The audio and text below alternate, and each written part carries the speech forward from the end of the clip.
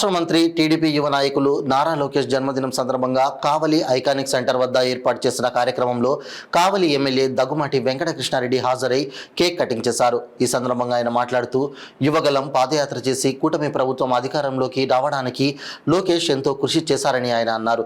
అనంతరం 95 news channel నూతన సంవత్సర క్యాలెండర్ ఆవిష్కరణ చేశారు. ఈ కార్యక్రమానికి పార్టీ నాయకులు, అభిమానులు పెద్ద ఎత్తున పాల్గొన్నారు. అందరికీ నమస్కారాలు.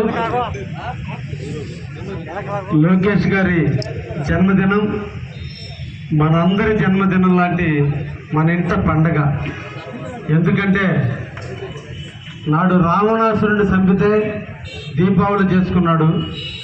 జగన్ను ఓడిస్తే ఈరోజు లోకేష్ యొక్క పుట్టినరోజు మనం జరుపుకుంటున్నాం. మనందరికీ వెలుగులు ఇచ్చినటువంటి వ్యక్తి శ్రీ నారా లోకేష్ బాబు గారు.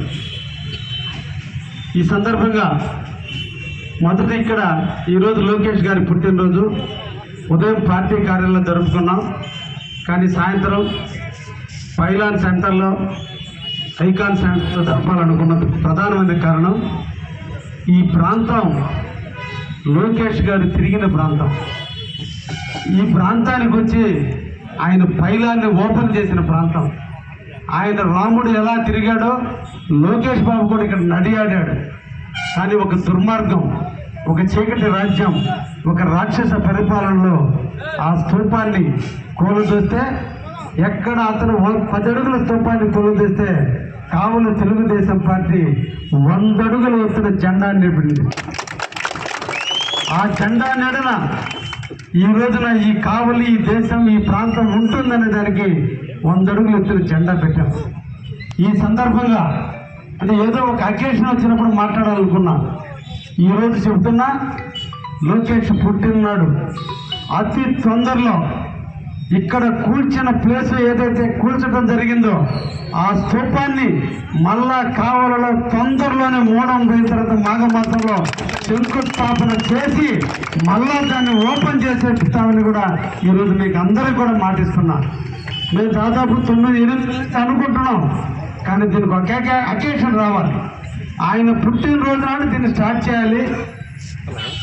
దాన్ని మంచి రోజున మళ్ళీ ఆయన్నే కావలికి తీసుకొచ్చి ఓపెన్ చేయించాలన్న ఆలోచనతో ఇప్పటి వరకు దాన్ని పోస్ట్పోన్ చేయడం జరిగింది. స్థలం కూడా కావల్లో మంచి దీనికంటే మెరుగైన ప్లేస్ని కూడా ఆల్రెడీ నిర్ణయించడం జరిగింది.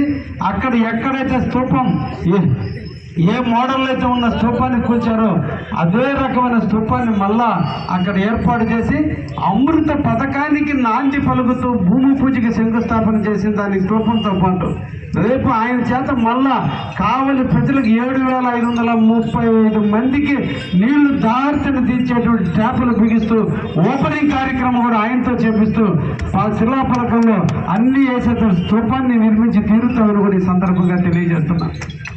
అదేవిధంగా నాకు లోకేష్ గారికి దాదాపు 5 సంవత్సరాల అనుబంధం. 2019లో